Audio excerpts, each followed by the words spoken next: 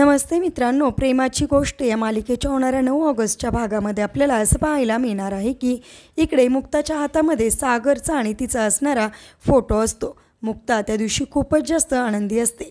त्या आरशामध्ये बघते, फोटोकडे बघते आणि असं म्हणते की सागर, मला तुमच्याविषयी खूप जास्त प्रेम आहे, माझं तुमच्यावर खूप प्रेम आहे सागर, आणि हीच गोष्ट आज मी तुम्हाला सांगणार आहे। त्यामुळे ती खूपच जास्त आनंदी असते आणि त्याच आनंदाच्या क्षणी नेमका तिथे आदित्य आलेला असतो। आदित्य फारच नर्वस असतो आणि आदित्यच्या हातामध्ये जादूची पिगी बँक असते। त्यावेळेस मुक्ता आदित्यला बोलते, काय झालं आदित्य बाळा? त्यावेळेस आदित्य म्हणतो, मला एक गोष्ट माझी परत कर, मला माझे पप्पा परत कर, मी तुझ्याकडे भीक मागतो, असा तो बोलतो। हे सगळं काही ऐकून इकडे मुक्ताला फारच टेन्शन येते। मुक्ताच्या आनंदावर आदित्यने विरजण टाकलेले असते। आता नक्की मुक्ता काय निर्णय घेणार?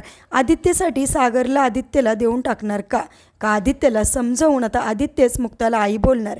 हे पाहणेसुद्धा इंटरेस्टिंग आहे। असेच मालिकेच्या पुढील अपडेटसाठी रंजक मराठी चॅनेलला नक्की सबस्क्राईब करा। थँक्यू।